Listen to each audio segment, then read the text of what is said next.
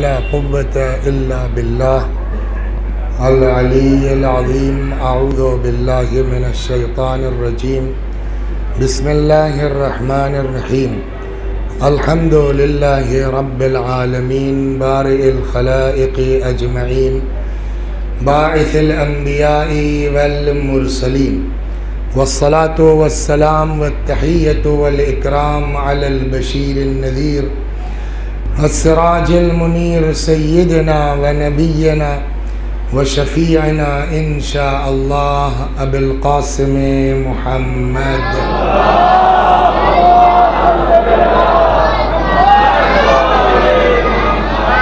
अल्लाहुम्मा सल्लि अलैहि व अला अहले बैतिहि मज़ाहिरि जलालिक व जमालिक वल्लअनु अला अअदाइहिम अश्शाकीन फ़ीहिम अलमुनहरिफ़ीन अन्हुम अजमईन। अम्मा बअदु सदक़ल्लाहु तआला हैसु यक़ूल व हुवा अस्दक़ुस्सादिक़ीन व क़ौलुहुल हक़्क़।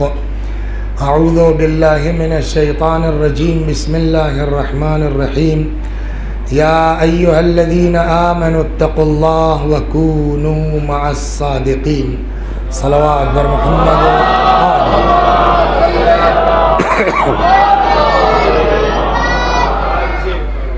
इतरत बेगम मरहूमा बिनते इक़्तिदार हुसैन, अफशा बेगम बिनते रशीद हुसैन, नरजिस बेगम बिनते फ़रजंद हुसैन, कमर अली इब्ने मुश्ताक़ अली, शब्बर अली इब्ने मुश्ताक़ अली, इशफ़ाक़ अली इब्ने मुश्ताक़ अली, मासूम रज़ा इब्ने शेख कलीम सैयद कल्बे हसन इब्ने शौकत हुसैन मरहूमीन की रूहों को एक बार सूरह हम्द और तौहीद की तिलावत फरमा के ईसाल फरमा दें।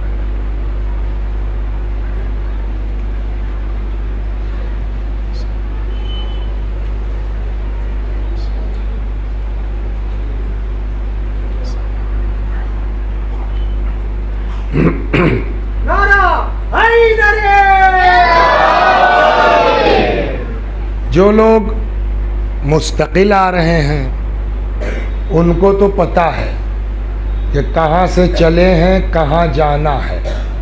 ये और बात है कि एक दिन और होती तब और सही से जाते, लेकिन वो बीच में जो है वो बताया ना, जाम लग गया तो बाईपास से जाना पड़ा तो वो फंस गया मामला, वही डिस्टर्ब। तो जो लोग शुरू से आ रहे हैं उनको पता है। जो देर में जिन्हें इत्तला मिली आज तशरीफ़ लाए उनके लिए 5 मिनट। शद्दू भाई, बात यहाँ से चली थी कि अल्लाह ने फरमाया कि ए मोमिनो, ऐ साहिबान ईमान, तक़वा इख्तियार करो और सच्चों के साथ हो जाओ। पहले दिन की मजलिस में ये तय हुआ कि सच्चे कौन हैं। हम और आप जिसको सच्चा समझते हैं वो अलग है, कुरान जिनको सच्चा कहता है वो अलग है। और उसके बाद ये तय हुआ कि वो सच्चे कौन हैं कुरान के रूह से। खुलासा उसका बात आके यहाँ रुकी कि अहले बैत। 4 का तो बाई नेम तस्करा है कुरान में। अब ये एतराज़ मत कीजिए, इसकी वजाहत हो चुकी है बाई नेम की।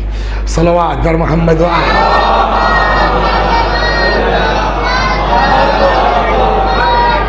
और फिर उस आयत से जब इन्नी तारिकुल फ़ीकुमुस सकलैन को मुत्तसिल किया गया और फिर इसको मनकुल तो मौला से मुत्तसिल किया गया तो तय हुआ कि साहब वो हमारे इमाम तक ये सिलसिला है सादिकीन का।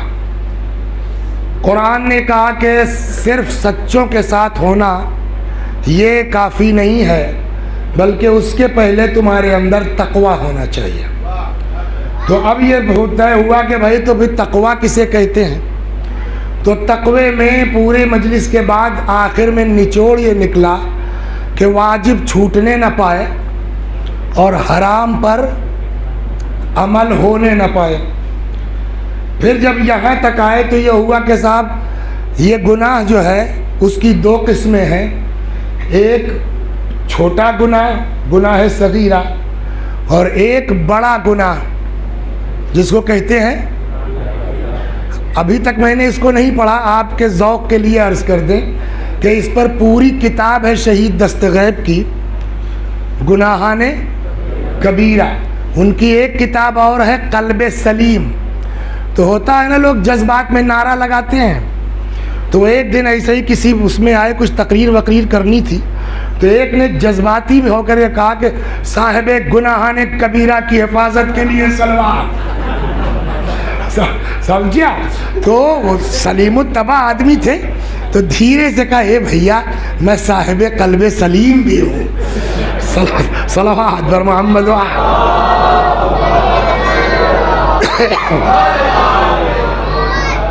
तो बाकायदा तो आप गुनाह की हुई दो किस्में, एक है गुनाह कबीरा और एक है गुनाह सगीरा। गुनाह कबीरा की डेफिनेशन क्या थी वो बयान हो चुकी। फिर गुनाह कबीरा कितने हैं उनकी तादाद बयान की गई। सब तो नहीं हो सकता था, लेकिन जो हमारी मजलिस से मरबूत हो रहा था हम उधर गए, और आज भी उसमें कुछ चीज़ें बची थी, जाना था, मगर अब वक्त ही नहीं तो जाएँ कहाँ, वरना और थोड़ा बढ़िया होता। तो आखिर में यह हुआ कि गुनाहाने कबीरा 7 से लेके 32 तक रिवायात में गिनाए गए हैं। उसमें एक गुनाह है जिसको कहते हैं हब्सुल हुकूक। हब्सुल हुकूक पर कल बाकायदा गुफ्तगू हुई। किसी का हक मार लेना, उसकी जुर्म क्या है, उसकी सज़ा क्या है। यहाँ तक रिवायात में है, इमाम ने फरमाया कि मन हबसा हक़्क़ल मोमिन, अगर कोई किसी मोमिन का हक दबा ले तो अक़ामहुल्लाहु ताला 500 आम अला रिजलै, अल्लाह उसको क़ियामत में 500 बरस खड़ा कर देगा। काहे पर? पैरों के ऊपर। हत्ता तसील दमुहु औ इरक़ुहु, यहाँ तक के उसका पसीना या खून बहना शुरू हो जाएगा। ये था मुकद्दमा। और फिर कल की मजलिस ज़हन में है, आखिर में ये जुमला कहा गया कि जब आम आदमी का हक और एक जगह ये भी है कि पहले कहा गया मन हबसा हक़्क़ल मोमिन, फिर उसके बाद इमाम फरमाते हैं ऐसे लोगों को खड़ा कर दिया जाएगा और कहा जाएगा ये है अल्लाह का हक मारने वाला। तो कल यहाँ बात आके रुकी कि जब मोमिन का हक मारने की सज़ा ये है एक, और मोमिन के हक को इमाम कहते हैं अल्लाह का हक है ना, दो। तो जब मोमिन का हक मारने वालों की सज़ा ये होगी, तो अगर कोई वक्फ दबा ले, अगर कोई इमाम हुसैन का दबा ले, तो उसका तो हश्र और बुरा होगा। उसके बाद आज ये होना था कि जब मोमिन के हक मारने की सज़ा ये है, गोया उसने अल्लाह का हक गस्ब किया, तो अगर कोई फातिमा का फदक हथिया ले, ये बात यहाँ तक आई। अब यहाँ से सवाल होगा कि फातिमा का फदक किसने हथिया लिया? जो आपने कल इशारा किया, सलवात बर मोहम्मद वाह, किसने हथिया लिया भाई? तो अब इसके लिए वक्त नहीं है, जल्दी जल्दी देखिए। पैगंबर जब हजरत ने मक्के से हिजरत फरमाई मदीना, तो मदीने में या साहब वगैरह किसी कोई प्रॉपर्टी तो थी नहीं। ये बेचारे अंसार सहाबा, इन लोगों ने बड़ा सपोर्ट किया, अपने घर रखा, खाना पीना जगह ज़मीन सब कुछ किया इन लोगों ने। अब उसके बाद ये हुआ कि जंगें शुरू हुई, बद्र हुई, खैबर हुई, खंदक हुई, ये जंगें शुरू हुई। तो जंगों का ये कानून था कि जो कुछ जंग में जीतते थे उसको क्या कहा जाता है? माले गनीमत। माले गनीमत में सबका हिस्सा है। वो चाहे फौजी हो, आम सिपाही हो, जनरल हो, चाहे जो हो, माल गनीमत में सबका हिस्सा है। अलबत्ता खुम्स की बात अलग, वो हमारा मौजू नहीं है, उधर जाए कि माल गनीमत कैसे तकसीम होगा। उसके अलावा तो कुछ माल तो हासिल हुआ गनीमत के तौर पर। जब गनीमत के तौर पर है तो उसमें सारे फौजी शामिल हैं। इसी तरीके से एक लफ्ज़ और बोला जाता है गनीमत के मुकाबले में, जिसको कहते हैं नेहला या फै, दोनों लफ्ज़ बोला जाता है। क्या? नेहला। नेहला क्या है? नेहला ये है कि कोई जंग नहीं हुई, मुसलमानों ने कोई तलवार नहीं चलाई, अल्लाह ने किसी जरिए से अपने नबी को दे दिया। तो चूंकि फौजियों का इसमें कोई रोल और कंट्रीब्यूशन नहीं है, इसलिए सिपाहियों पर यह माल नहीं बटेगा। वो खालिस किसका हक है? बोलिए, रसूलुल्लाह का। यह एक आम कानून है। जब खैबर फतह हो गया, सलवात बर मोहम्मद वाले, ये कैसे खैबर के बाद का, तो जो फदक के बासी थे, यहूदी थे, उन्होंने कहा रे बाप रे बाप, जब खैबर वाले कुछ नहीं कर पाए तो हम सब क्या हैं? जो रिवायात कहती है भैया अपना गेट बंद करके ताला मार दिया। रसूलुल्लाह ने दूर से दिखलाया, चाबी ये है, आपको कैसे मिली? हजरत ने कहा जब खुदा, यहूदी मूसा को नबी मानते हैं ना, जब अल्लाह मूसा के लिए नील में रास्ता बना सकता है तो तुम्हारे कले की चाबी भी हमको दे सकता है। ये एक और मौजिज़ा आ गया। खैबर वाले केस से दहशत में थे ही, ये चाबी काटने और उनको काम कर दिया। वो आए कर, देखिए अक्लमंदी भी यही है। एक बात बता दें, हम फिर वही कहता हूँ, लोग हंसते हैं हमारे ऊपर, वरना हमारे देहात की ज़बान में इतने बड़े बड़े मफाहिम हैं। ये हमारे गांव की ज़बान में है, कहीं मारे मरदई, कहीं भागे मरदई, है या नहीं है? हर जगह ताओ मत दिखलाओ। हाँ हाँ, परसों नरसों वहाँ रिकॉर्डिंग हो रही थी, रिसालतुल हुकूक कुछ बचा हुआ था, तो वो लास्ट बिल्कुल स्टेज पे था, तो उसमें आखिरी हदीस यही आई और बड़ा काम किया उसने मुझको मोटिवेट करने में। तो ग्रुपबाजी चल रही थी, तो एक ग्रुप का आदमी आ गया इमाम सादिक अलैहिस्सलाम के पास। सुनिए, बहुत मजेदार।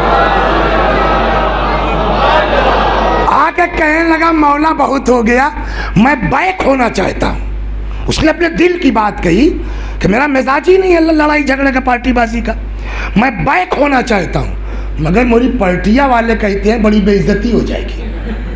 बिल्कुल आज की तरह है कि नहीं है?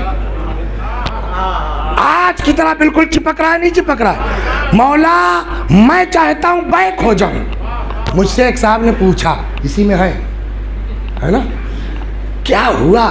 चेंज हो गए। मैंने कहा इसी हदीस ने मुझको चेंज किया है। सलवात बर मोहम्मद। सुनिए,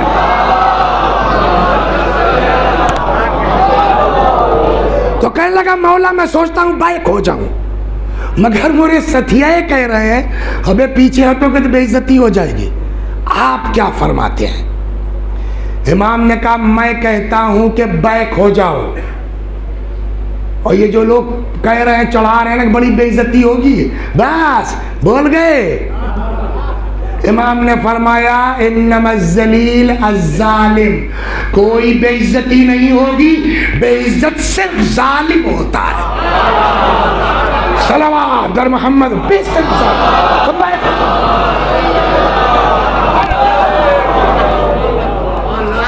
तो समझदारी यही है, जितने समझदार लोग हैं वो पैसा खर्च कर लेंगे, झगड़ा नहीं करेंगे। अक्लमंदी यही है। मुकदमेबाजी से बचो, बजाय कचहरी में खर्चा करने के, जिससे झगड़ा उसी में खर्चा कर दो। समझदारी यही है। फतक वाले समझदार निकले खैबर के मुकाबले में। वो आ गए, कल्ले साहब हम लोग झगड़ा नहीं करना चाहते, हम अपनी औकात समझ गए ना, हम लोग लड़ेंगे नहीं। कहा तो सुलह कर ली जाए। उन्होंने खुद ऑफर किया कि साहब ये फदक का इतना हिस्सा जो है हम आपको दे देते हैं और हमारे आपके सुलह हो जाए। पैगंबर ने कहा ठीक है। अब वो फदक उन लोगों ने दे दिया। बाज़ रिवायतों में, मैंने आपसे उस दिन कहा भी था कि 1975 तक के बताऊंगा, लेकिन अब टाइम नहीं है, तो बाज़ रिवायतों में है कि तकरीबन 1,20,000 सालाना फदक की आमदनी थी।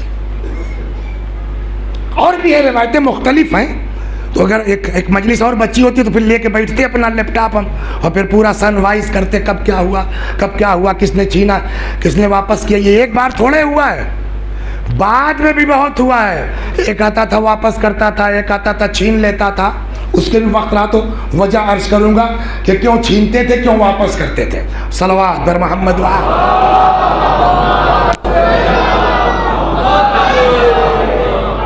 अब ये हो गया, रसूलुल्लाह आए मदीना। जैसे लगता है कि जिब्रील तोड़े बैठे थे, आइए, समझ गया। जैसे ही मदीना पहुंचे हजरत, जिब्रील आयत लेके आ गए। क्या? व आतिल कुर्बा हक्का, कुर्बा को उनका हक दे दीजिए। अब जो रिवायत कहती है, इधर आयत नाजिल हुई, पैगंबर ने फरमाया बेटी खुदा का हुक्म ये है। अच्छा हाँ, तो कानूनी एतबार से फदक क्या है? माले गनीमत है। कोई फौज ने तो कुछ किया नहीं है, वो तो डायरेक्ट रसूलुल्लाह को मिला है ना। तो माल किसका हुआ? रसूलुल्लाह का है।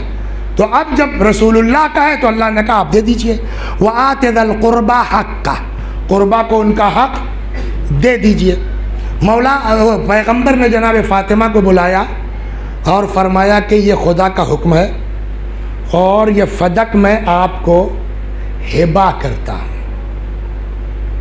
बहुत सी चीज़ें हैं इसमें, लाइन दूसरी, अगर जो है वो आपके वकील ने मुकदमे की स्क्रिप्ट सही नहीं लिखी है तो रास्ता बदल जाएगा। सारा झगड़ा मीरास पर होता है। ये बाबा मीरास कहाँ है? ये तो जिंदगी में रसूलुल्लाह दे के गए हैं ना, तो मीरास का झगड़ा ही नहीं है। लिहाजा आप जो कह रहे हैं माँ तरकना हो सदका, हम लोग न वारिस बनते हैं न वारिस बनाते हैं, हम जो छोड़ के जाएं वो सदका है। छोड़ के कहाँ गए? वो तो दे के गए।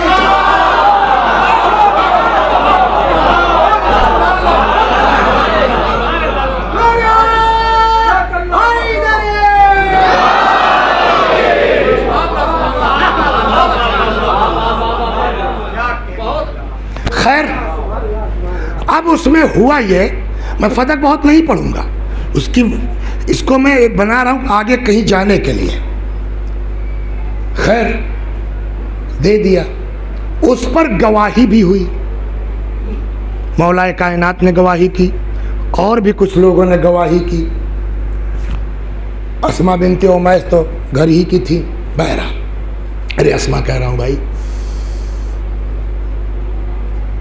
वो उम्मे ऐमन सलवात बर मोहम्मद वहाल, अस्मा की बात कर, अभी मुकदमा करता। खैर, पैगंबर ने दे दिया और कहा कब्जा कर लो।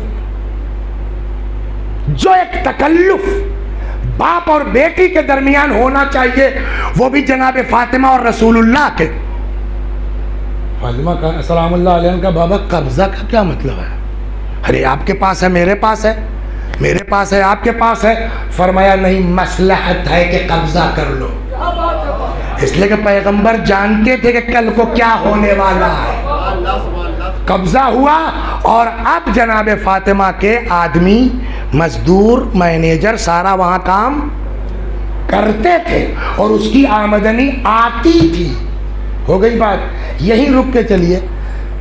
अगर लाख रुपया साल की आमदनी है 1,20,000, तो महीने कितना हुआ? 10,000। 10,000 ना। शद्दू भाई, आज से 40-50 साल पहले बंबई आए होंगे आप, कई रुपया कमा लेते थे? 50 रुपया, 100 रुपया, है ना, 200 रुपया, यही ना। हमारे दादा कहते थे कि अजी जब मुझको सेंट थॉमस में नौकरी मिली तो मेरी तनख्वाह 20 रुपया थी, समझे आप, 20 रुपये।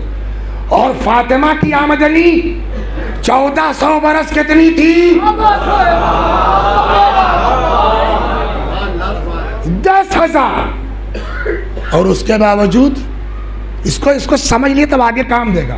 उसके बावजूद कभी मालूम हुआ फाका हो रहा है, कभी कुछ। हे भैया, जिसके लाख रुपए, जो उस जमाने का लखपति हो, चक्कर क्या है कि वहां फाका हो रहा है? सलवात बर मोहम्मद। अभी रुकिए, जल्दी से वापस। खैर, दे दिया, कब्जा हो गया, आमदनी आने लगी। वो कहाँ जाती थी अभी समझ में आ जाएगा। हजरत का इंतकाल हो गया, रसूलुल्लाह की वफात हो गई। वफात पैगंबर के बाद एक दिन मैनेजर साहब भागे भागे आए। क्या हुआ? कहा साहब कब्जा कर लिया, भगा दिया हम लोगों को। प्रॉपर्टी किसकी है? मौला की कि जनाब फातिमा की?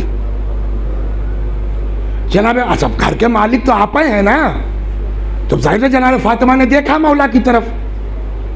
मौला ने कहा भाई चीज आपके वालिद की, आप देखिए, उसकी मसलहतें हैं, इसमें बहस होना चाहिए। अब आज एक दिन में नहीं होगी, इंशाल्लाह अगले साल। आप देखिए, जनाब फातिमा गई। क्या बात है? वो चीज जो मेरे बाप ने मुझको दिया था, वो तुमने मुझसे क्यों वापस ले लिया, छीन लिया है? आज के भी दुनिया के अल्लाह में यह है कि कब्जा दलील मिल्कियत है। आज भी आपको साबित करना पड़ेगा कि इनका नहीं है। हमको क्या, हमारे पास तो आई है, हम तो जोत बो रहे हैं ना।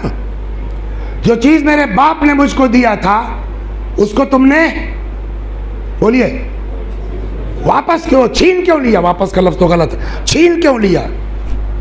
अच्छा, आपके बाबा ने दिया था?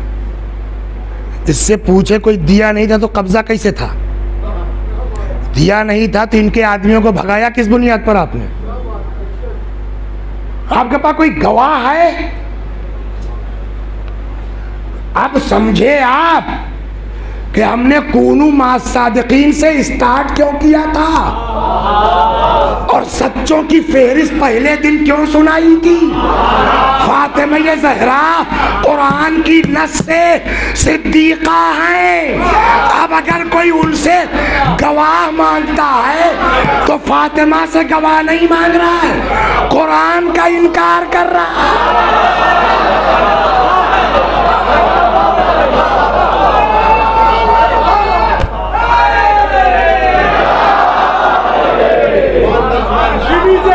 कातिलों पर, अंतामा के बेटे पर, अंतामा की बेटी पर, अपना की जोजा पर, खालिद बिन वलीद पर, अब्दुल रहमान बिन औफ पर, साबित इब्ने कैस पर, ज़ैद इब्ने वलीद पर, मोहम्मद इब्ने मुस्लिम पर, ज़ैद इब्ने साबित पर, शम्मा इब्ने सलामा पर, शम्मा इब्ने असलम पर, मसीद इब्ने हज़ीर पर, मुर्तुज़ हरामज़ादे पर, हैदरी के तमाम छुपे और छुपे हुए कातिलों पर।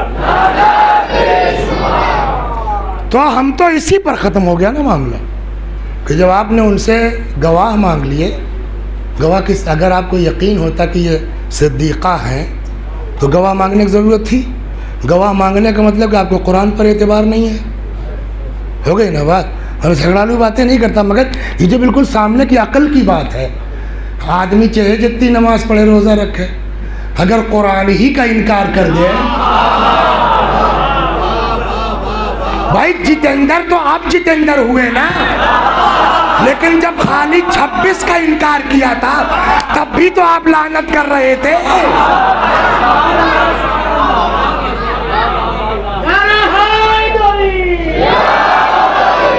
तो कुरान का जो इनकार कर दे, कुछ भी हो सकता है डॉक्टर साहब?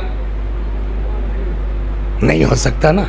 अब आइए, लेकिन देखिए अब यहाँ पर हमारे मिजाज में अहले बैत में फर्क, हमको झूठा समझ रहे हो हैं? शर्म नहीं आती?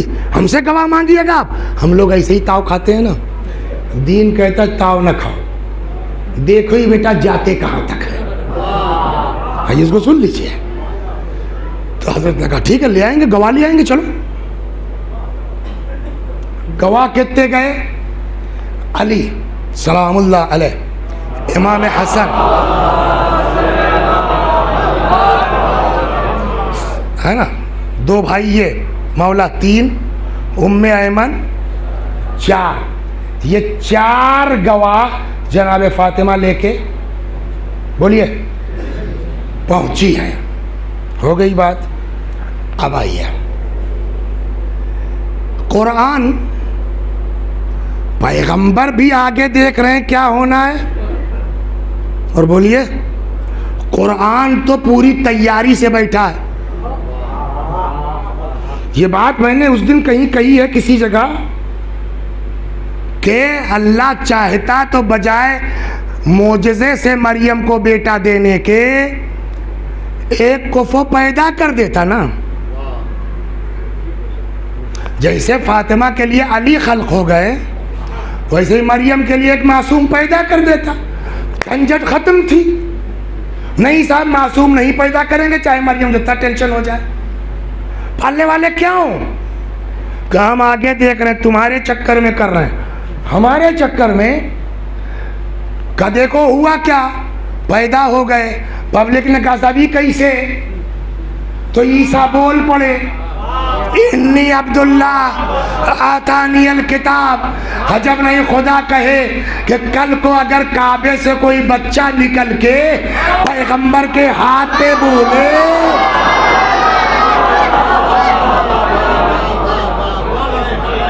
तो कैसे साबित करोगे?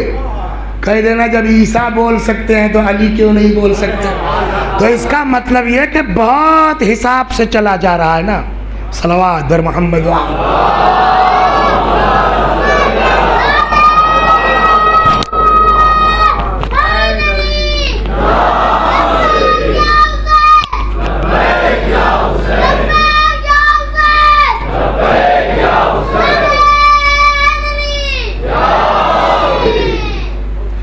भाई शुगर उगर के बाद जानते हैं भूलने का मरज बहुत है, तो 3 मिनट रुक जाते हैं, सोचते हैं कहाँ थे। ये एक बड़ी दिक्कत मेरे साथ है भाई। आधा घंटा बचा पढ़ लेने तो बाबू। सलवात बर मोहम्मद। खूब, तो ये 4 गवाह गए, मौला, इमाम हसन, इमाम हुसैन और उम्मे ऐमन। कुछ बोल तो सकते नहीं। तब तक एक आदमी खड़ा हो गया, इसीलिए मैं उसको इशारे में वकीलवा कहता हूँ। और क्या करें, मजबूरी है। देखिए इमाम हुसैन में और जनाब फातिमा में एक फ़र्क यही है, आपसे माजरत के साथ, इमाम हुसैन के कातिल को जितना चाहिए आप चिल्ला लीजिए, मगर जनाब फातिमा के कातिलों का नाम लेना मुश्किल हो रहा है। गौर फरमा रहे हैं। बहरहाल ये 4 गवाह गए, वकीलवा ने कहा एक भी गवाही काबिल कबूल नहीं है। क्या मतलब? हमारे यहाँ कानून में, फ़िक़्ह में एक कानून है ज़ुल यद। ज़ुल यद क्या है कि किसको इस चीज से फायदा पहुंच सकता है, किसको बोलिए इस चीज से फायदा पहुंच सकता है, बेनिफिशियरी की गवाही नहीं मानी जाएगी। बात समझ में आया?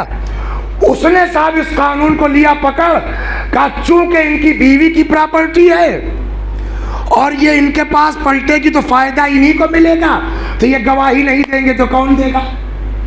लिहाजा इनकी गवाही बोलिए नहीं मानी जाएगी। अब समझे रसूलुल्लाह ने पहले ही क्यों कहा था गवाही नहीं मानी जाएगी का मतलब क्या हुआ? यानी ये गलत बोलेंगे, गलत बोलेंगे मतलब खिलाफे हक बोलेंगे, यही ना हुआ। अली खिलाफे हक बोल रहे हैं, इसीलिए पैगंबर ने पहले कह दिया था अलीउन माल हक।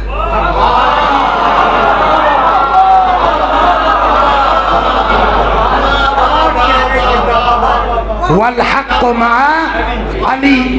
अब अगर कोई अली को कहे खिलाफे हक तो वो अली का इनकार नहीं है, हदीस नबी का इनकार है। और जो नबी की हदीस का इनकार कर दे वो कुछ हो सकता है, मुसलमान नहीं है।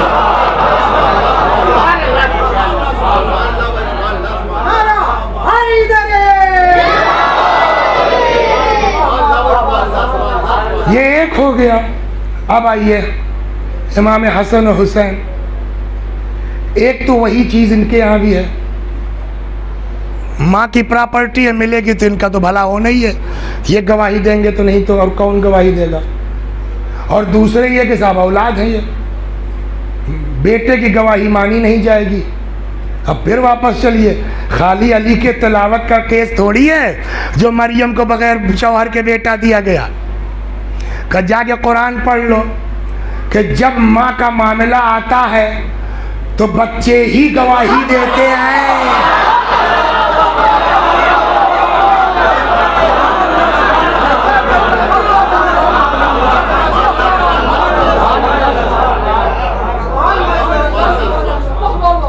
अस्मा बिनते उमैस, नहीं अस्मा भी है अस्मा भी है, अभी याद है। अस्मा बिनते उमैस, इनके बारे में क्या कहें? अब अस्मा कौन है? अस्मा बिनते उमैस एक्चुअल में भावज थी मौला की, जेठानी थी जनाबे फातिमा की, थी है नहीं। जनाबे जाफर तैयार से इनकी शादी हुई। जनाबे जाफर की शादी के बाद, वो शहादत के बाद जब ये बेवा हो गई तो इनकी शादी हो गई वहां जहां केस चल रहा है। यानी क्या मतलब?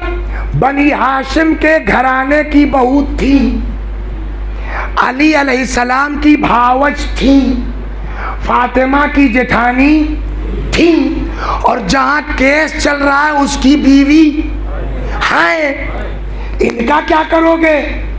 लाया बड़ी दूर की कौड़ी, कहने लगा अस्मा की गवाही इसलिए नहीं कबूल कि ये बनी हाशिम के घराने की बहू रह चुकी हैं। लाया ना कौड़ी, तो हमने कहा इसी से बनी हाशिम के खानदान की अजमत समझ लो। जहां की बहू थी उसके हक में, जहां की है उसके खिलाफ।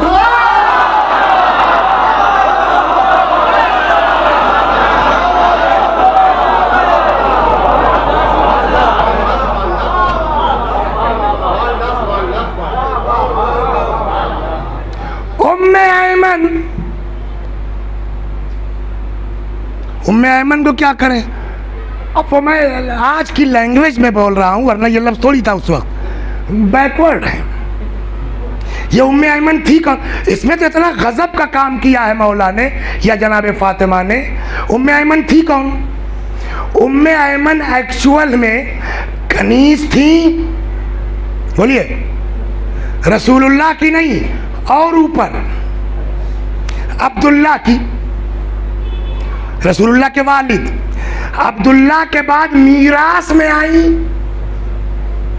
रसूलुल्लाह के, रसूलुल्लाह के बाद मीरास में आई फातिमा के।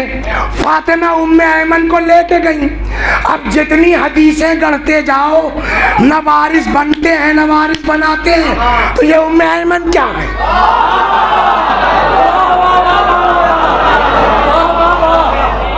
सलावत दर मोहम्मद वा।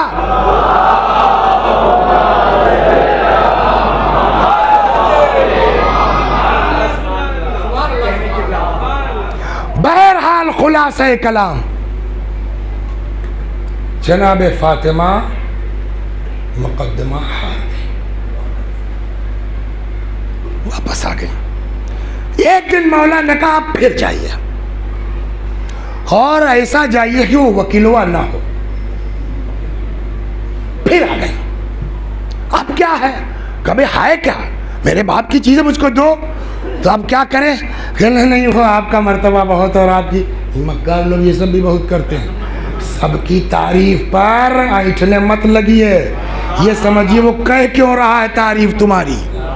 अरे साहब आप तो जो है रसूलुल्लाह की जो है वो फला है, और ये है और वो है, मगर हम क्या बताएं साहब, हम मजबूर हैं। मजबूरी क्या, आपके बाबा ही से तो मजबूर हैं। मेरे बाबा, अब समझ में आया। जनाब ज़करिया के औलाद नहीं हो रही थी, हाय कहने लगे अल्लाह बेटा दे दे। यरिसुनी व यरिसु मिन आल याकूब इन्नी खिफ्तुल मवालिया मिन वराई। ये खंदनिया वालों से बड़ा डर मुझको लग रहा है, अल्लाह एक बेटा दे दे जो मेरा भी वारिस हो और मेरे आल याकूब का पूरा वारिस हो। अल्लाह ने सुन लिया, बेटा दे दिया। ये किस्सा कुरान में ना आता तो कौन सी मुसीबत आ जाती। पता नहीं 1.25 लाख में कितने नबियों ने क्या क्या दुआ की, सबकी दुआ उसमें दर्ज है। कुछ समझ में आया।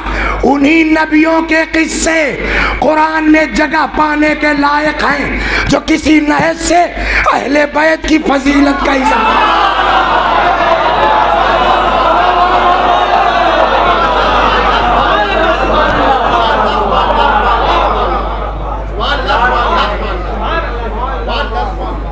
बीबी ने कहा क्या, कहा आपके बाबा से मजबूर है। क्या भैया, कहा उन्होंने कहा है कि हम लंबिया लोग नवारिस बनते हैं, नवारिस बनाते माँ तरकना हो सदक़ा, हम जो छोड़ जाएं वो सदका है। ये बात जो हमने निकाला है ना नुक्ता, कि भैया छोड़ के कहाँ गए, वो तो दे के गए हैं ना। तो ये बात में जनाब फातिमा भी तो कह सकती थी, क्यों नहीं कहा। भैया अभी तो कुछ दिन पहले कहा था, गवाह लेके आए, कहाँ माना इन सबों ने, तो अब मीरास पर आओ। किस नहीं मान रहे हो ना, मैं बेटी तो हूं ना उनकी, अब लाओ। कहने साहब वो तो नबी वारिसी नहीं बनाते। अब समझे आप, जो कहते हैं कुरान अहले बैत का है। बीबी ने कहा मेरा बाप कुछ कह सकता, कुरान के खिलाफ तो नहीं कह सकता।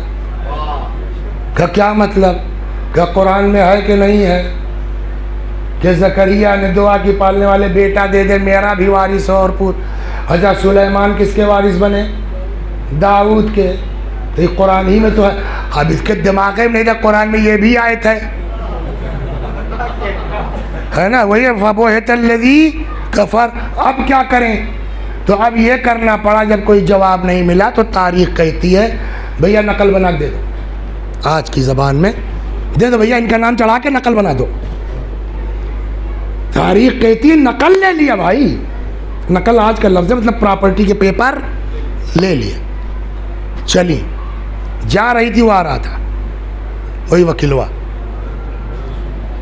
कहाँ गई थी, क्या अपने हक लेने गई थी, तो ले लिया। देखें जो इतनी मेहनत से मिला है आसानी से दे देंगी। अब मैं पढ़ नहीं सकता, आप सोचिए। मैं सिर्फ इतना कह सकता हूं कि जबरदस्ती छीन लिया, उसको चाक किया, वो जो पेपर था उस पर थूका, उसको पैरों से बोलिए रगड़ दिया। बीबी चली आई। इस बार भी मौला नहीं गए थे, मौला घर में है। क्या हुआ, पूरा किस्सा सुना दिया, ये हुआ ये हुआ ये। मौला ने कहा कि जाने दीजिए। मौला ने कहा, बोलिए, जाने दीजिए। बीबी ने कहा कि आज के बाद से कोई नाम नहीं सुनेगा। हो गई बात। अब यहाँ पर कुछ एतराज़ात हैं, एतराज़ात की फहरिस्त गिना देता हूँ, जाता हूँ मसाइब पर। जो एतराज़ात है उसका जवाब अगले साल। सलवात बर मोहम्मद वाल। जहाँ पब्लिक का मिजाज हो हमारी मर्जी से पढ़ो तो वहाँ तो ये बात फंसेगी ना। दिक्कत तो ये होती है, वरना तो आज कल और आज मिला के पूरा होना था। सलवात दर मोहम्मद व आल।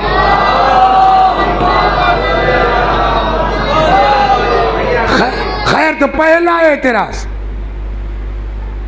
गलत किया, छीन लिया, बोलिए गलत किया ना, ठीक है गलत किया।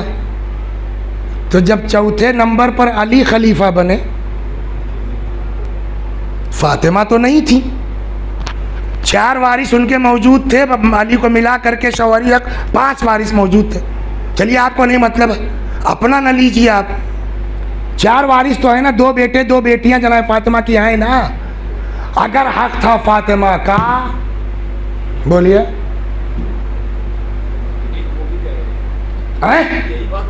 उन्हीं को तो कह रहा हूं कि हम माज़ल्लाह कहेंगे। सलवात दर मोहम्मद।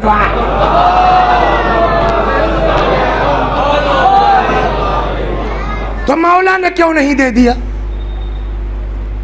नंबर 1 का ये एतराज इस बिना पर है कि हम छीनने के सबब को नहीं समझ पाए हैं। फातिमा या अली या अहले बैत,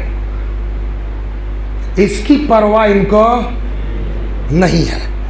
अब आइए, छीना क्यों जा रहा है, तब तय होगा कि मांगा क्यों जा रहा है। सलवात दर मोहम्मद। एक बात कह देता हूं, आमदनी कितनी थी? 1,20,000। ये अपने ऊपर खर्चा करते, बोलिए कहाँ जाता? कहाँ जाता? जरूरतमंद है आप, है मौला लड़की की शादी ले जाओ, मौला खाने को नहीं है ले जाओ, 2 दिन में तो खत्म हो जाता। सबसे पहली चीज ये है कि अपने मुखालिफ को अगर दबाना है तो उसको इक्तिसादी एतबार से कमजोर करो। अगर इनके पास फदक की आमदनी आती रहेगी तो दरवाजे से पैसा बटता रहेगा, और जब तक पैसा बटता रहेगा लोगों को गदीर याद रहेगी। चलिए, और कभी भी हंगामा हो सकता है। तो पहला काम यह कि इनको पैसे से तोड़ो, न बटेगा न पब्लिक आएगी, फिर हाथ दे दिला करके और डंडे के जोर पर हम दाब सकते हैं। एक मकसद ये है। तो इन्होंने फदक को, बस उसमें है कि उसने कहा साहब अगर वापस कर दोगे, ये भी है, तो फौज का खर्चा कैसे चलेगा? तो हमने कहा वो कहा हो या ना कहो, लेकिन इतना अगर गढ़ा भी है तो इतना तो समझ में आ गया कि साहब इतनी आमदनी थी जिससे फौज का खर्चा चल सकता, इतना तो माना जाएगा ना। सलवात दर, है वो किताबों में बाकायदा है सब पूरी तफसील से।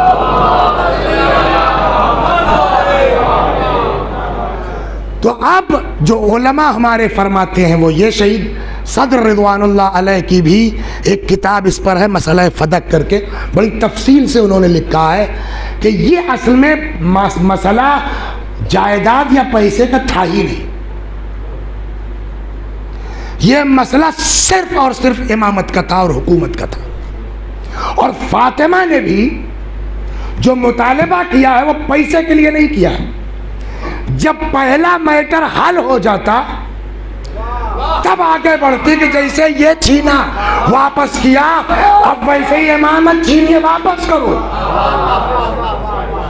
ये मैं अपनी जेब से नहीं कह रहा हूँ, शरह इब्ने अबिल हदीद मुअतज़िली है ना, खुद अबिल हदीद मुअतज़िली कहते हैं कि मैं नहजुल बलागा पढ़ रहा था, अपने फला उस्ताद के पास नाम बोल रहा हूँ, तो मैंने कहा कि साहब ये बताइए कि ये जो है वो खुतबा अली का है?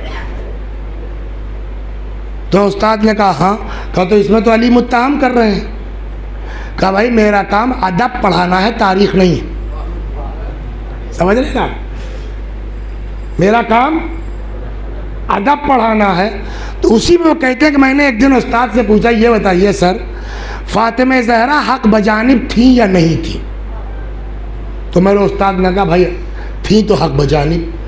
जब वो हक बजानिब थी तो दिया क्यों नहीं गया?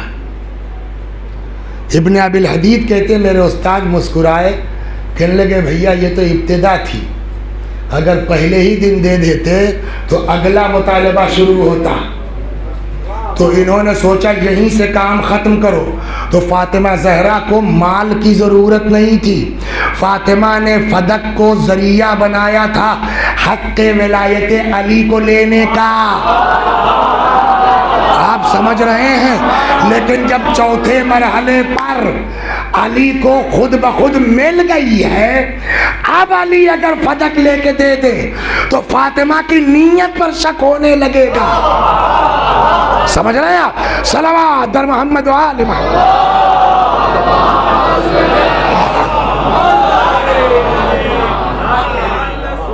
कल लगे चलिए साहब अली ने नहीं लिया, ये आपकी बात समझ में आती है। जब फिर दूसरों की हुकूमत आई बनी उमैया वगैरह की और वापस करना चाहा तो लिया क्यों नहीं? दिया गया है मगर किसी इमाम को नहीं दिया गया। फदक पलटा है कुछ हिस्सा, कुछ इमाम को नहीं पलट दिया गया और न इमाम ने लिया। इमाम काज़िम अलैहिस्सलाम के पास बात आई, उन्होंने कहा मियाँ अभी हुदूद बता देंगे जो है हम हालत ख़राब हो जाएगी बेटा, समझे आप? तो नहीं लिया। इन लोगों ने दिया, बाज़ ने दिया। किसको? वो साहब जो है वो अकबरपुर के किसी गांव से कोई कोने से सैयद निकाल के लाए, ये औलाद फातिमा फदक इनका। हमें जब इमाम मौजूद है तो इनसे क्या मतलब? सवाल है ना। तो आप आइए इमामों से पूछा जाए साहब आपके इख्तियार में तो नहीं है ना हुकूमत, आपको दिया जा रहा है तो क्यों नहीं ले रहे हैं? और कई बार हुआ ऐसा। तो उसका जवाब यह है कि क्या समझ, हम नीयतों को जानते हैं। ऊपर तो बहुत मुस्कुराने वाले साहब हम आपके आशिक हैं, फदक ले लीजिए, बहुत मिलेंगे। नीयत क्या है? क्या वाकई ये फदक देना चाहते हैं? ना। फिर ये वक्तन फ़वक्तन जो हम कभी कभी हुकूमत पर एतराज़ कर देते हैं, ये गलत है, ये गलत है, ये गलत है, उसके लिए इनको बहाना चाहिए। तो ये चाहते हैं कि हमको फदक पलटा दें, चुप हो गए तो अल्हम्दुलिल्लाह,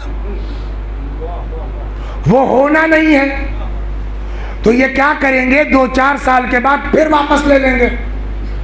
और अब जब हम बोलेंगे तब ये कौम में कहेंगे अरे ये फदक कमा में हुकूमत के खिलाफ ऐसे थोड़ी है, तो फदक ले लिया ना, इसलिए हमारे खिलाफ बोल रहे हैं। हम बोलेंगे खुदा की खातिर, ये उड़ा देंगे फदक की खातिर, तो हम वो मौका ही नहीं आने देंगे। सलवात दर मोहम्मद बस। और भी इश्कालात हैं, इस पर एतराज़ात हैं इंशाल्लाह किसी मौके। अब आइए, सब कुछ हो गया, फिर वही हमारे गांव की ज़बान में इतना दम है कि हर चीज़ मिलेगी आपको। हमारे यहाँ एक मसल बोली जाती है, मुहावरा बोला जाता है, गाना है तो शद्दू भाई, मार पीछे है ना। ये सब भी इसी चालाकी में थे कि ऐसा करो अभी सब अपना सेट कर लो, उसके बाद रहमतुल लिल आलमीन की बेटी तो है ही है, जाके हाथ पैर जोड़ लेंगे, काम हो जाएगा। इनको क्या पता बेटा कि तुम्हारा मुकाबला फातिमा से है। एक बात बताऊं आपको, औलाद के अंदर असर, डॉक्टर साहब आप डॉक्टर हैं, बताइए, माँ का ज्यादा होता है कि बाप का? माँ का। बाज़ रिवायतों में 3/4 माँ का, 1/4 बाप का। इमाम हसन किसके बेटे हैं? जनाब फातिमा की बात चल रही। माँ इमाम हुसैन किसके बेटे हैं? आदमी आकर के साहब शाम से गाली बक रहा है और ये कह रहे कहा बाबू भूखे हो, सवारी नहीं है, कर्जा है, मकान नहीं, हमें कुल कर देंगे। अरे आपकी औलाद इस तरह से बात कर रही है और आप मरते दम तक वसीयत कर दिया जनाजे में ना हुए। करबला में घेर के इमाम हुसैन को कौन लाया था? खाली माफे थोड़े किया, कहने लगे अरे हुर, हमें तुम्हारी अम्मा ने कितना बढ़िया नाम रखा था तुम्हारा, है तुम यहाँ भी आजाद वहाँ भी आजाद। ये किसके बेटे हैं? बेटों को तो इस तरह मिजाज माफ करने का, और अम्मा इतना सख्त, ये कैसे हो सकता है? सलवात बर मोहम्मद वाहद।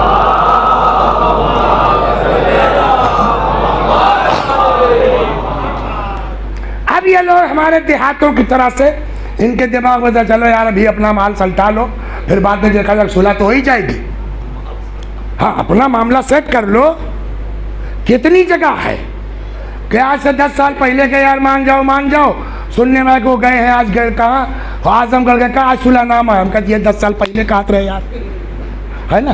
तो कुछ लोगों का मिजाज होता है, आज हो जाए और सुलह कर लेंगे। यही केस जनाब फातिमा के साथ गेम खेलना चाहते थे। जनाब फातिमा ने कहा आओ हम बताते हैं बेटा। देखिए, अगर अपनी मुसीबत की बात होती तो फातिमा भी वही करती जो हुसैन ने किया। अगर अपना मैटर होता तो फातिमा भी वही करती जो इमाम हसन ने किया। लेकिन ये बात कही जा चुकी कि फातिमा फदक का मुतालबा अपने लिए नहीं कर रही थी, हक अली के लिए कर रही थी। अली का हक वापस हो गया होता तब बात होती कि माफ क्यों नहीं किया। सलवात बर मोहम्मद। गौर कर रहे हैं? लेकिन उसकी वजह बताता हूँ मैं। हो गई बात तो इन्होंने कहा यार अब तो सारा मामला सेट हो गया, एक ही केस बचा है, उससे थोड़ा प्रॉब्लम भी हो रही है। लोग जो है वो कह भी रहे हैं, अच्छा डर के मारे कोई ना भी बोले तो अंदर तो रहता है नहीं है जो हक मार के बैठे हैं, तो यार उसको कुछ सेट करो। तो सेट करने की यही तरीका है कि चल के माफ़ी मांग लें। रहमतुल लिल आलमीन की बेटी तो ही है, काम अपना हो ही चुका है, बस खाली इज्जतें अपना बहाल करनी है, हो जाएगा। ये लोग लगे मौला के पास, साहब ज़रा बात करें, आप बात कीजिए। आप पहले नहीं समझ में था, कई बार मैंने पढ़ा इसको, यार मौला ने क्यों मान लिया, सवाल होगा कि नहीं होगा। एक दिन मिंबर पर ऐसे ही पढ़ रहे थे और फिर दिमाग में आता ही मौला ने क्यों मान लिया। तब तक क्लिक हुआ कि अगर मौला न मानते तो सारा इल्ज़ाम मौले पर तो जाता। मतलब अरे नहीं फातिमा ऐसी नहीं थी, मगर भाई जाहिर सी बात है कि वो ज़ौजा थी, हम लोगों ने ख्वाहिश तो की कि मिले तो माफ़ी मांग लें, मगर अली ने जो है वो होने ही नहीं दिया, है ना। सारा इल्ज़ाम मौला पे लगा देते। मौला का भैया हमसे नहीं मतलब है, आके खुद अपना आजमा लो। तुम मिलना चाहते, मौला ने कहा आ जाओ, आए घर में। इस पर भी कह सकते थे मौला क्या भाई आपकी बात पहुंचाई, फातिमा राजी नहीं है, खत्म हो, मगर उसमें भी घुमा देते। अरे वो राजी कैसे न होती, अली चाहिए नहीं करते थे। आप गौर कर रहे नहीं कर रहे? आए फातिमा ये लोग आपसे मिलना चाहते, फरमाया मगर मैं नहीं मिलना चाहती। सही बात है, आके यही नकल कर देते मौला, लेकिन मौला ने कहा ना, मिलवा के छोड़ेंगे। ए फातिमा मैंने हाँ कर दिया है। फरमाया अलबैत बैतुक, आपका घर है, आपको इख्तियार है, बुला लीजिए। मौला ने कहा आ जाओ। चादर में लिपटी हुई, सलामुन अलैकुम, दस घूम के आए, सलामुन अलैकुम या बिन्ते रसूल, सलाम। जब बहुत हुआ तब बीबी ने रुख किया मौला की तरफ। इन लोगों से पूछिए तो इन्होंने मेरे बाबा की हदीस सुनी है कि नहीं सुनी है?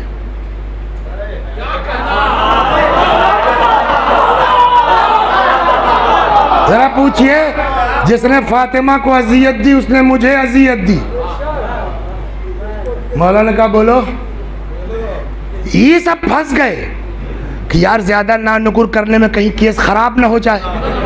बात समझ नहीं समझ रहे यार, अपनी गरज है, अपना काम है, बात सही भी है, हाँ कर लो। शायद मामला सलट जाए। अब इतना तो हुआ ना कि पूछ रही हैं। हाँ हाँ हाँ, अरे बिल्कुल बिल्कुल, आपके लिए रसूलुल्लाह ने फरमाया फातिमा मेरा जुज़ है, जिसने फातिमा को वसीयत दी उसने बजाय मौला की तरफ रुख करने के इन सबों के सर उठा लिया आसमान की तरफ। पालने वाले गवाह रहना, मैं इन लोगों से नाराज हूँ। और हर नमाज के बाद इनके लिए बद्दुआ, बोलिए, हो गई ना। लेकिन इतना जिद, तोबा तोबा तोबा तोबा, कि मरते दम तक साहब कह दिया जनाजे में आओ। ये कौन सी बात हुई? हसन की माँ, हुसैन की माँ। कहना तुम लोग इनकी बदमाशी नहीं समझते हो। जनाब फातिमा ये ना करती ना तो क्या होता? सलवात बर मोहम्मद।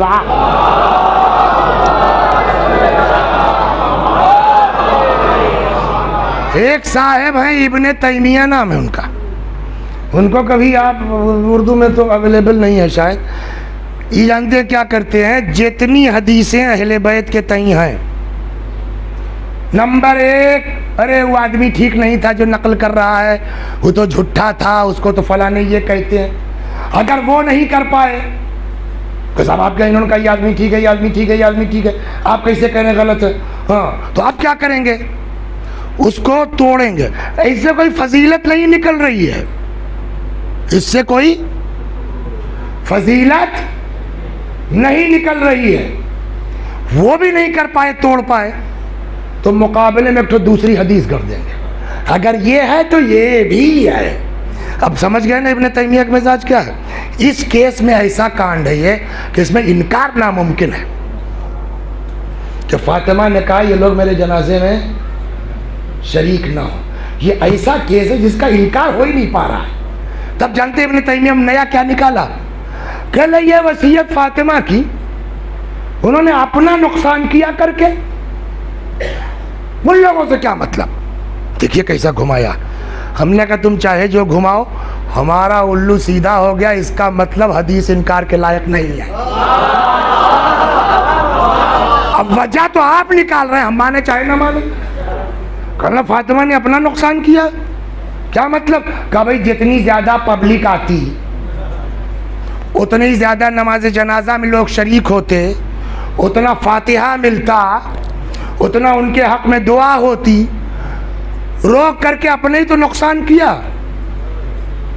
हमने कहा चलिए ठीक है, इससे फातिमा का नहीं कुछ बिगड़ेगा, आपकी मारिफत का अंदाजा हो गया, आपकी मारिफत का अंदाजा। अब सवाल यह कि वाकई जनाब फातिमा ने क्यों वसीयत की? वसीयत पढ़ चुका हूं ना। आखिर में क्या फरमाया? जिन लोगों ने सताया है। तो अब मैंने समझा दिया आपको ना, इब्ने तैमिया टाइप के लोगों के, इनको बस खाली चांस मिलना चाहिए।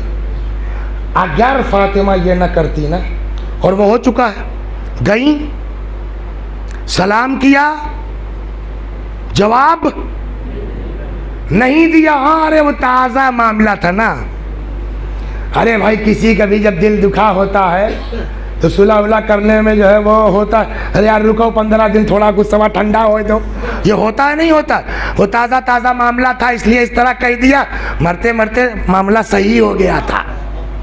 ये गढ़ने न पाए कोई, फातिमा ने वसीयत की, ये लोग मेरे जनाजे में शरीक।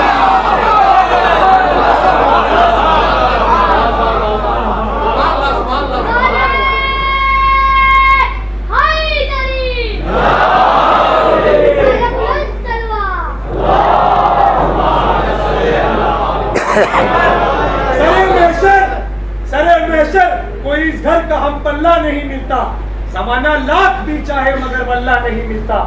मन्नत मांग, मिन्नत कर, दुआएं मांग ले, लेकिन अगर नाराज हो ज़हरा रज़ी अल्लाह नहीं मिलता। नारा हैदरी। बस कल कहाँ तक बात पहुंची थी? जब मेरे बच्चे आ जाएं तो उनको खाना खिला लेना है ना, आराम आराम से। इसलिए कि अब कल पढ़ने के लिए तो कुछ है ही नहीं, तो आज उसको धीरे से पूरा करते हैं, स्लो स्लो। जो छूट जाएगा अगले ज़ाकिरीन पढ़ेंगे इंशाअल्लाह। कल यहाँ बात आई कि इमाम हसन ने अपने आप को माँ के सीने पे गिरा दिया और इमाम हुसैन माँ के पायती आए, माँ के तलवों को अपने रुखसार से मलना शुरू किया। यही खत्म हुई थी बात ना। अम्मा तुम्हारा लाल आया है, अम्मा तुम्हारा हुसैन आया है, अम्मा अपने हुसैन का जवाब दो वरना हुसैन की रूह जिसमें बाकी न रहेगी। कहते हैं कि जब ये मंजर देखा तो कुछ देर तो शायद रोने दिया हो कि भाई थोड़ा भड़ास निकल जाए। फिर अस्मा आई, बस करो, अब तो जो होना था हो चुका ना, जाओ बाबा को इत्तला दे दो। आराम आराम से सुनिए, जाओ बाबा को इत्तला दे दो। आए मस्जिद में, कमसिन है ना, कुछ कहने की ज़रूरत है। तारीख में है, आए बाप को देखा, बखाली इतना ही कह पाए, बाबा हम यतीम हो गए, बाबा जज़ाकुम रब्बकुम, हम यतीम हो गए बाबा। वहीं मस्जिद में मौला गिरे, गश आ गया, बहरहाल होश में लाया गया।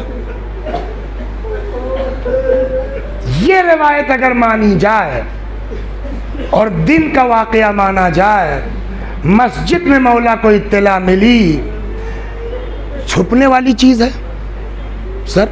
अब आप छुपा सकते हैं फातिमा ज़हरा सलामुल्लाह अलैहा की शहादत को।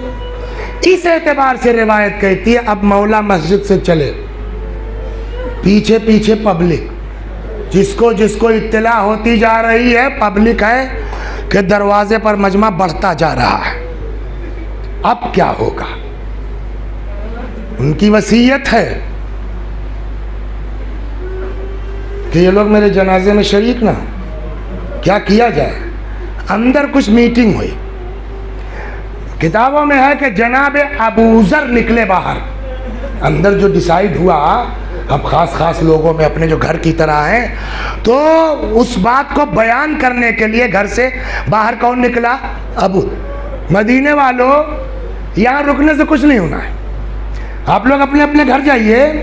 अभी फातिमा की तदफीन नहीं होनी है, किसी वजह से उनकी तदफीन में ताखीर की जा रही है, आप लोग जाइए।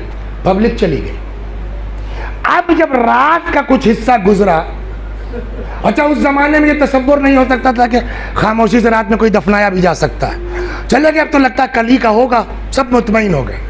जब रात का कुछ हिस्सा गुजरा तो मौला ने खास को खास अपने बुलाना शुरू किया।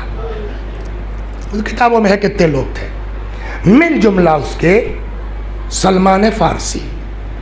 अब मेरी समझ में नहीं आता कि सलमान को खबर नहीं थी, कहीं बाहर थे, क्या था, इसलिए कि जो रिवायत कहती वो ये कि सलमान को उस वक्त तक पता नहीं था। एक सवाल का जवाब आप लोग दे दीजिए, अगर किसी की माँ का इंतकाल हो जाए और उसके छोटे छोटे 4 साल 3 साल 5 साल के बच्चे हों, तो उन बच्चों से काम लिया जाता है। लेकिन हाय मेरा मौला क्या करे, सलमान कहते हैं मेरे दरवाजे पर अचानक धक्कुल बाब हुआ।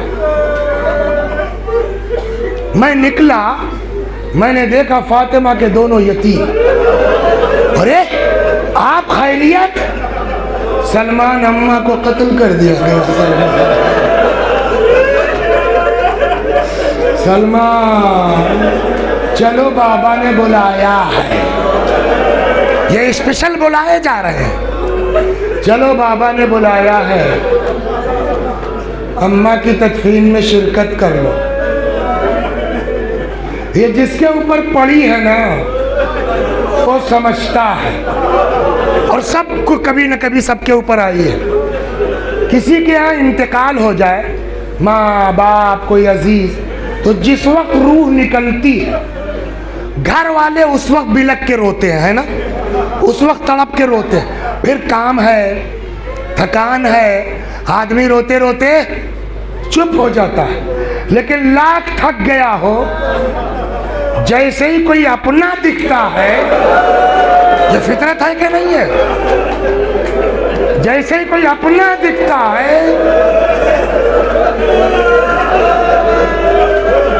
आदमी का गम ताजा हो जाता, बिलबिला उठता।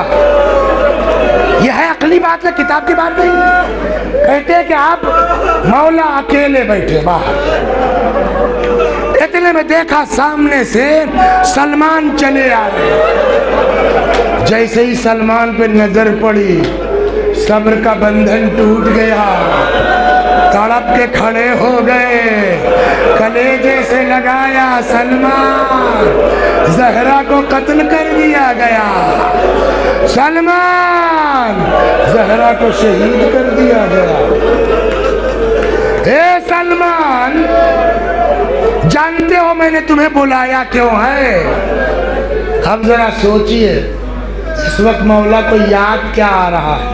हे सलमान, जानते हो मैंने तुम्हें बुलाया क्यों है? मौला क्यों? का सलमान, फातिमा की रुखसती याद है ना? रसूलुल्लाह के घर से फातिमा के नाके की मेहार पकड़ के मेरे घर तक नबी की तरफ से तुम ही तो लाए थे। ए सलमान, मैंने इसीलिए बुलाया है, तुम लाए थे, चलो आखिरी मंजिल तक भी पहुंचा दो।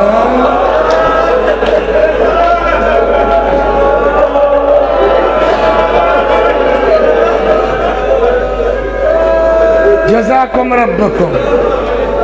गुस्ल दिया गया, कफन पहनाया गया, जनाजा तैयार हो गया।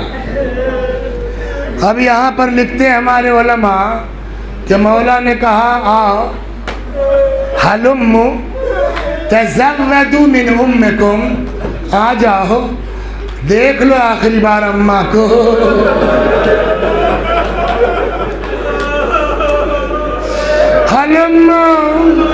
तज़व्वदू मिन उम्मिकुम।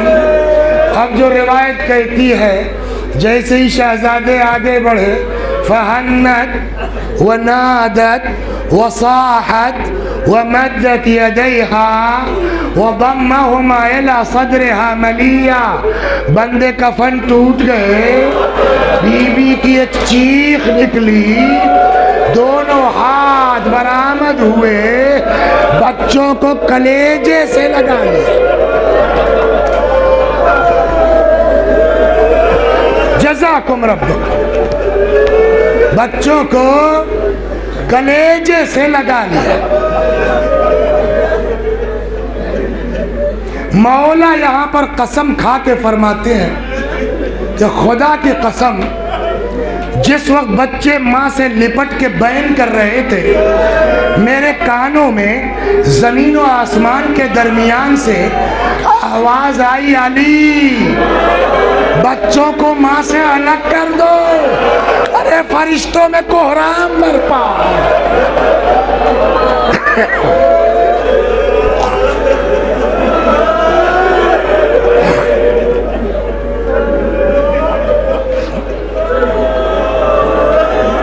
अब एक मिसाल और बस आगे बढ़ता हूँ।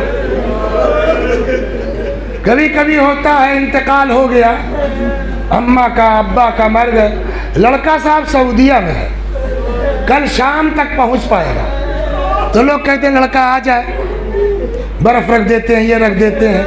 तो अब 24 घंटा हर वक्त थोड़ी कोई रोएगा, घर वाले चुप हो जाते हैं। लेकिन 2 दिन के बाद सही, हमने तो सऊदीया से जनाजा आते देखा है, 40-40 दिन बाद घर से जनाजा उठता है।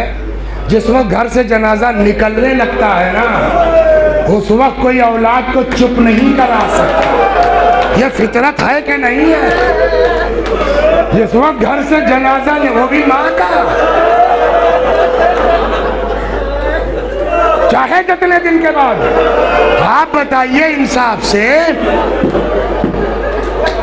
अभी तो आपको सुनाया ना कल कि माँ के पैरों को मलते थे। अम्मा वो हुसैन जनाजा निकले कैसे खामोश रहेंगे, है ना?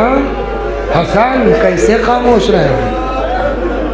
तब तो हम तो कहता है जिस वक्त जनाजा घर से निकला हो उस वक्त इमाम हुसैन को चिल्लाना चाहिए, है ना?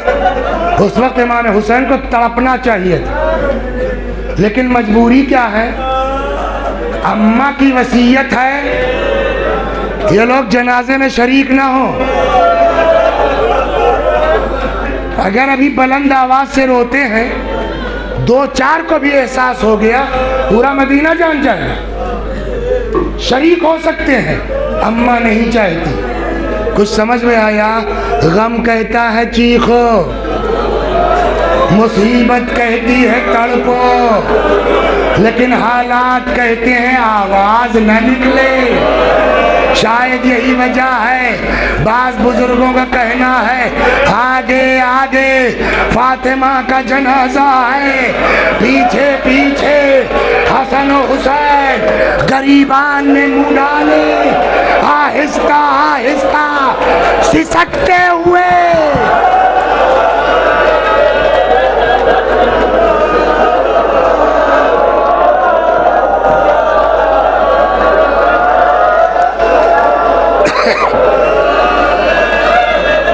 माशाअल्लाह, खुदा इन आवाजों पर रहमत नाजिल कर।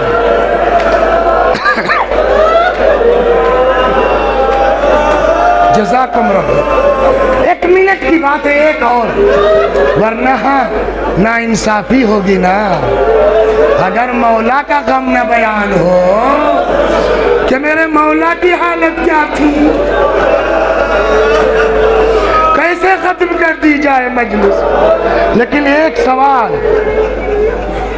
गम कहता है चीखो, है ना? मुसीबत कहती है तड़पो, हालात कहते हैं आवाज न निकलने पाए। तो जब हसन हुसैन नहीं रो रहे हैं तो मौला रो सकते हैं, बोलिए। और अगर मौला रोने लगे तो फिर और कौन किसको बचाएगा, चुप कराएगा? तो अक्ल कहती है मौला भी खामोश। लेके आए, जनाजे में शिरकत की है आप लोगों ने, हैं? जनाजों में बहुत शिरकत की है ना।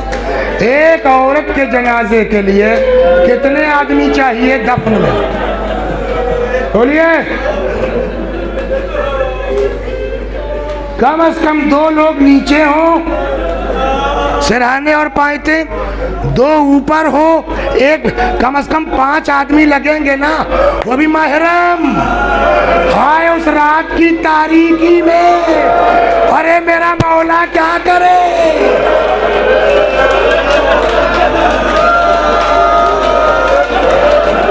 माशाअल्लाह,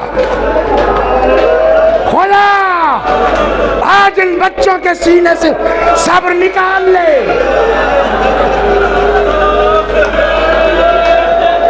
बताऊं शियो, बताऊं तुमको सैयदो, बताऊं तुमको कि तुम्हारी माँ की तदफीन की कैफियत क्या थी। आधी रात को कहां से लाए? रिवायत कहती है मौला को किसी की जरूरत नहीं पड़ी। क्यों? कभी भी इतनी कमजोर हो गई थी कि अली ने बच्चों की तरह अकेले जहरा का जनाजा हाथ